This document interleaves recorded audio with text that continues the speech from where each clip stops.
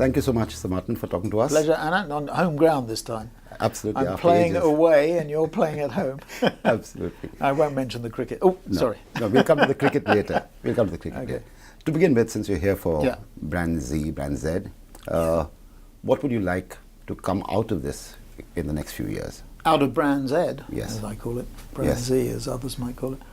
Really that people understand that great brands breed success. In other words, that and that investment in brands is an investment, not a cost. Because I think we've come round to this terrible view, driven by finance and procurement, that it's a cost rather than an investment. And as Jeremy Bullmore, much more eruditely, used to be chairman of JWT in London, said, and one of the greatest writers in our industry, said, you have to nurture the brands, you have to cultivate them. It's a bit like gardening and a plant. You have to fertilise them for them to grow. So we come round to the view that it's a cost. This is an investment. And the great brands, the top 50 in India, the top 100 globally, the top 100 in China, the top brands in Latin America, if you correlate or you compare those great brands to their total shareholder return, if you did a fund portfolio built around those great brands, they outperform all the indices. It's an amazing thing. We have not done it physically, but we've done it virtually, and you can show and demonstrate. We've done it for the top 50 in India against the Indian Sensex index. We've shown categorically that great brands perform better than ordinary brands. So it generates TSR, total shareholder return. And there's a parallel to country branding, which I think Prime Minister Modi understands, that if a brand is highly regarded, it reflects in, let's say, foreign direct investment. So FDI in India, if India is a strong brand, it will have strong FDI. Sure. To get back to the question again, more specific, 5 years from now, how would you like to look back on Brand Z and say, this has succeeded? I think it will succeed if we manage to change people's view. India is an under-branded, under-advertised country. So here in India, we have $500 million of revenue. We have a very high share, 40% plus of the market. We have 14,000 people. In China, we have 15% of the market. It's a $1.5 billion business. And we have 16,000 people. And there's a difference in the GDP, but in terms of population size, the two countries are very similar in terms of size. In fact, in 25 years' time, India will be the most populous country on the planet with the third largest GDP. So the potential is enormous. So in 5 years' time, I would like people to I'm not said it was driven by Millward Brown or WPP's Brand Z top 50, which by then will be a top 100, definitely, maybe even more. It will have changed people's attitude and got them to focus not just on costs, but to focus on growing the top line. Right. Back to cricket, since you were there. You know about our wonderful performance in the UK. Wonderful performance, yes. It made me feel good. Could India be having its Manchester United moment, in the sense you have a brand erosion of cricket as a whole? And there's got horrific implications. Maybe, maybe not. I mean, maybe we'll have the 5 one-dayers and I'll be saying I told you so, because it may be that MS Dhoni and Virat Kohli and everybody else will have done brilliantly in the one-day game. I mean, there is an argument, I think, that the one-day game and T20 is India's sort of excel. So there's not a parallel to Manchester United, because the game is the same. It's 2 45-minute halves. I mean, it might be a different competition, the European League as opposed to the Premiership, but it's basically the same game. What's happening in cricket, for good or bad, is you've got really 3 different types of games, and maybe the Indians are not cut out anymore for test matches, and maybe the English side are good at test matches but not so good at one days or T20s. So I think it's too early to call the demise, but if India was to fail in all 3, or maybe even 2 out of the 3, then whether you call it a Manchester United moment or not, it would have, I think, more serious implications, I think for the game. I mean, there are a lot of other issues that pertain to it, where all those revenues go, who wins as a result of the revenues, whether it's the clubs, whether it's the players, where does the money go in the end, the sponsors or whatever it happens to be. So there are lots of issues, but I don't think this is Manchester United's moment for India. If Manchester United, they may come back. I mean, they lost the first game of the season, but Van Gaal, not to be underestimated, I think. Right. But the trouble with cricket is we've got broadcasters, one broadcaster, and certainly many brands who have sort of out of habit said, okay, this is a safety. This is a safety no, play. I think that's true. But again, I just say that if you look at the dynamism in the market, you look at the IPL, you look at the variance in the game, because the 5-day test is not built for the modern, who's going to sit, lunch and tea every day for five days. I mean, it's a bit. In the days of the Raj, it might have been something that we all had the time before there was a BlackBerry or an iPhone. Maybe we had time to do that, but we don't have that time anymore to do that. And I, for one, have not spent any time watching. I'm ashamed to admit this on publicly any of the 5 tests live, although I've watched it on television. The highlights of the whole game. I've watched parts of the whole game actually, and I've spent a Sunday. Well, if it lasted until Sunday, I spent a Saturday or a Sunday. I should be careful what I say. I came here. I actually had an interview here with somebody, and I left at 46 for 5 in the Indian second innings when Dhoni was just out, and I thought, I'll do my hour and I'll come back and I'll see the end. I came back to see Joe Root receiving his Man of the Match award, so I was amazed that they'd fallen apart. But these things happen. But I don't think it's quite as earth-shattering or quite an earthquake or volcanic eruption as you're suggesting, unless it starts to go into the other forms of the game, in which case it might be. But maybe India is ready for other sports. Maybe there are other things that are going to happen. We're going to see a soccer league here, with 8 teams and Bollywood stars and sponsors. So maybe the sports budgets now are going to be spread over even a wider range. Can I ask you about measurement of all these things? Can we talk about measurement? You would talk about whatever you like, Anant. If I said no, you would carry on regardless. So what happens if with the measurement status in India? Well, I have to be careful what I say because it's sub judice. We're going to court again, I think, on August the 26th. But so if I can abstract from India for purposes of this conversation and talk about other countries, because we measure media in 40 countries around the world and do it very well. I think we still do it very well in India.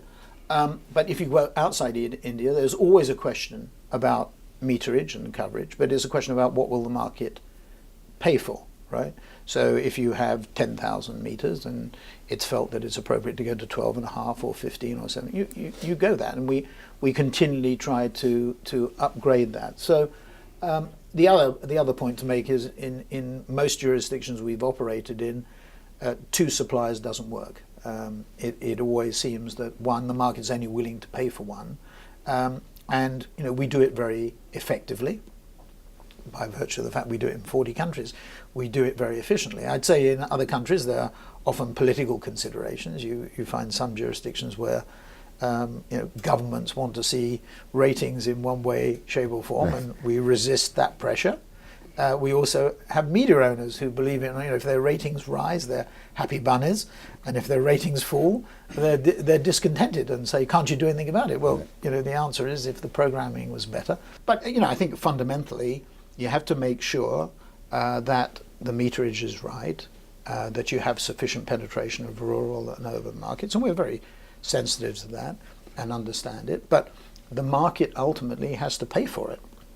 And we don't earn excessive profits out of these companies. They do reasonably well. It's a good industry and it's a good business to be in, and we like it as an industry. We run it scrupulously, fairly, from an editorial point of view, if I can put it that way. And we keep it very sort of segmented and separate. But we'll see what happens here in India. I think 2 systems won't coexist, and we'll see how it works out. Yeah, the concern is we could be in a situation where we have no measurement rather than 2. Well, there are some countries that have wrestled with that and found it unsatisfactory. I think when clients are spending and investing the amounts of money that they do in India and anywhere else for that matter, you have to have a measurement system. I mean, as difficult as it is to do, as subjected to pressures, political or corporate or broadcast, as much as the pressure, the fact is our clients have to have a measurement system which is independent and they can believe in. I'm not getting into the area of your subjudice issue. Should clients sort of speak louder in India about measurement? Well, Because by and large, I can't say that. I mean, Right. let's abstract from India. Sure. Should clients have a strong voice in measurement systems around the world? Yes. Right. Should they express that view? Yes. Right. Should they, and strongly? Yes. Because I think that's very important. And I think any system has to have an input from three constituencies: obviously the broadcasters, obviously the clients, and obviously the agencies. And those three should be balanced. They shouldn't be disproportionately one or the other.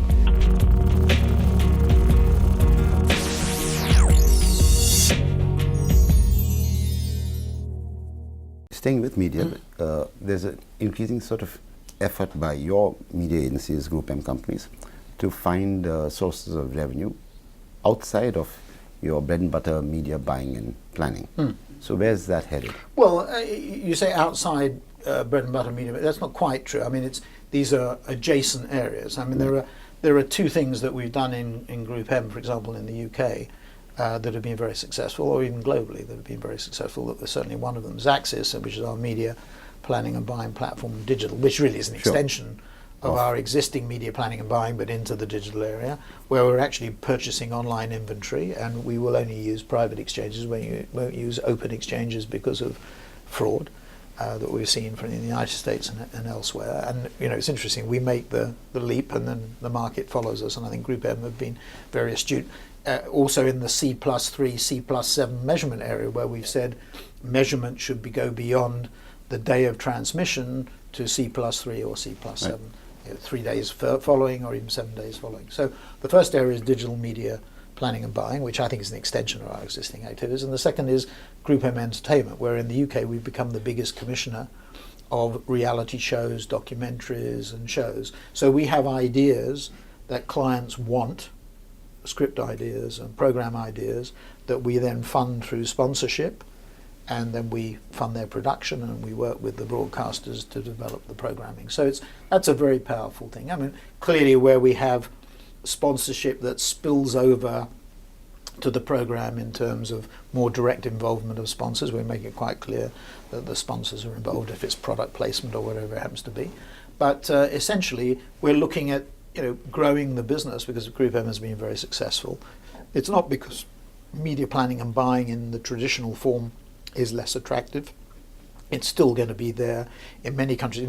Like last night we were discussing in India, digital is only 8%, so there's 92% or 90% roughly that is still in the traditional media, whether it's free-to-air television, with cable, satellite, newspapers and magazines, whatever it happens to be. So these are extensions of our broadening the range, just like in any other part of our business we'll try and broaden the products and services to cater to the market. Right. Staying with this, commissioning programs and so on, the sort of skill sets required are absolutely very different. Yeah. So how do you? Well, by bringing in people who know.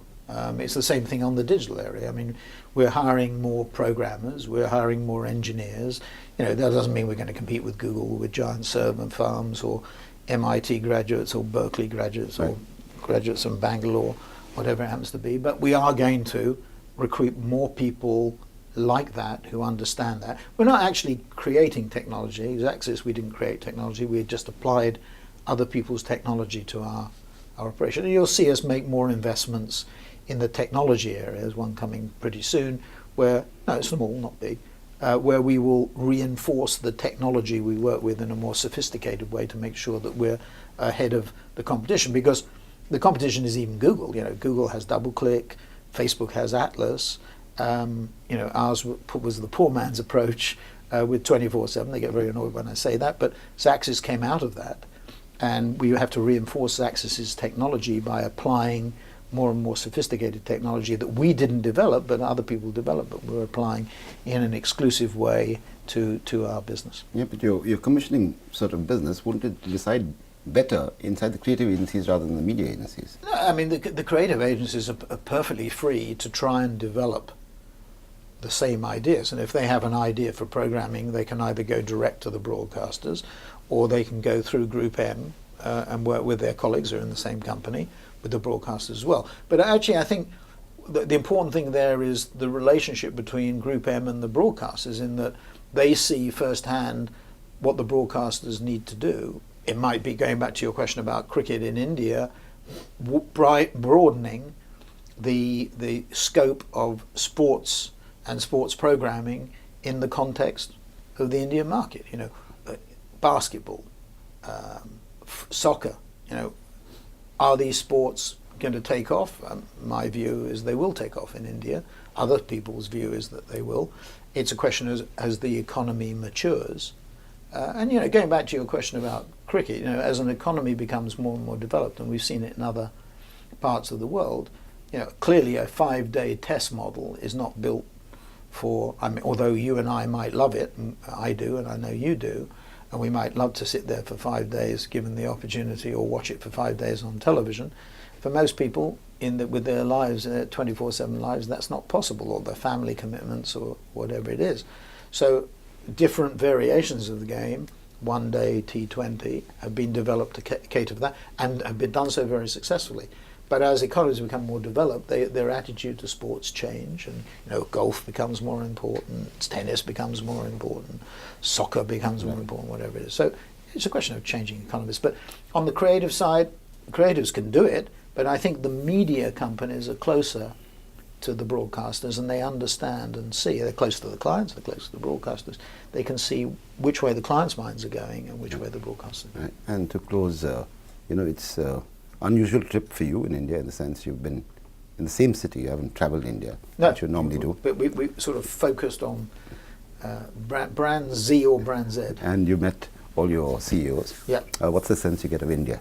Well, I think people feel a little bit more optimistic. Having said that, the expectations are the stock market's up, you know, Sensex is up, and people's expectations are up.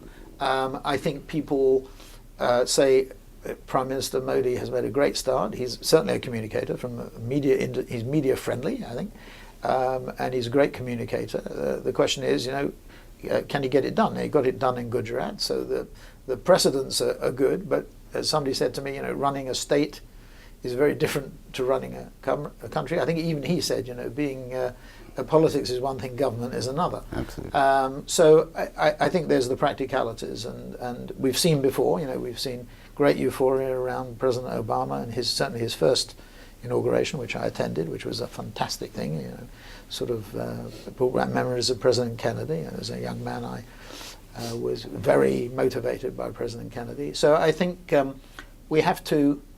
You know, we just have to see whether there's one thing is the vision and the strategy. The other is implementation. And you know, that was a great B school argument about what's more important. The answer is neither is more important than the other. It's both. Right. So you have to have the vision and the strategy. You have to have the leadership. We got that. Now we have just to make sure it works. Simple. But expectations are at an even higher level than I thought they were. Thank you so much, Very Martin. good. Thank you. Very good. Thank you. Thank Lovely you, to see you. Thank you.